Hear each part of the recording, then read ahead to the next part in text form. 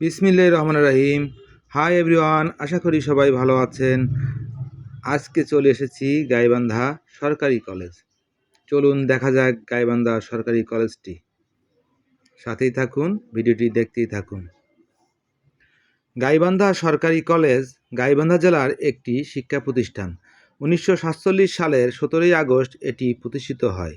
তৎকালীন ভারপ্রাপ্ত অধ্যক্ষ অশ্বিনী কুমার চৌধুরী 7 জন শিক্ষক ও 23 জন ছাত্র নিয়ে বর্তমান গাইবান্ধা ইসলামিয়া বালক উচ্চ বিদ্যালয়ে একাদশ শ্রেণীর কেবল মানবিক শাখা দিয়ে কলেজটি দাঁড় করিয়েছিলেন। শিক্ষারথে যাত্রা শুরুর পর কলেজের প্রথম অধ্যক্ষ হিসেবে দায়িত্ব পালন করেন ফণীভূষণ রায়। 50-এর দশকের মাঝামাঝি সময়টা ছিল গাইবান্ধা সরকারি কলেজের জন্য উল্লেখযোগ্য সময়।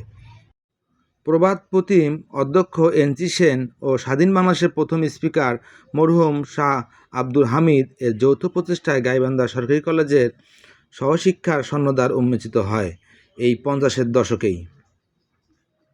তো বন্ধুরা, 1980 সালে 1 মার্চ কলেজটি জাতীয়করণ হয়। এ সময় ভারপ্রাপ্ত অধ্যক্ষ হিসেবে কলেজের দায়িত্ব পালন করেন জনাব গিয়াসউদ্দিন। এরপর 80-র দশকের মাঝামাঝি সময়ের কথা। তখন কলেজের অধ্যক্ষ প্রফেসর গোলাম উদ্দিন আহমেদ। বর্তমানে কলেজটি 12.12 একর জমির উপর অবস্থিত। মূল ভূখণ্ডের ঠিক মাঝামাঝি কলেজের বিভিন্ন ভবন সুশৃঙ্খলভাবে দাঁড়িয়ে আছে। পূর্ব প্রান্তে আর পশ্চিম প্রান্তে রয়েছে দুটি বিশাল আকৃতির পুকুর। কলেজের উত্তর প্রান্তে দীর্ঘ টিন শেড ভবনটি তার প্রাচীন ঐতিহ্য নিয়ে এখনও বর্তমানে দাঁড়িয়ে আছে। এই ভবনেই 50-এর দশকের মাঝামাঝি সময়ে দিবারাত্রি ক্লাস পরিচালিত হতো।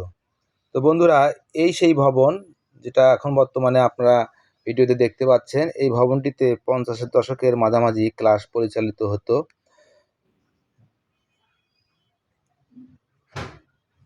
তো বন্ধুরা, এতক্ষণ ভিডিওটি দেখার জন্য আপনাদেরকে সবাইকে ধন্যবাদ এবং আমার প্রিয় গাইবান্ধা সরকারি কলেজ আপনাদেরকে দেখাতে পেরে আমিও ধন্য মনে করছি।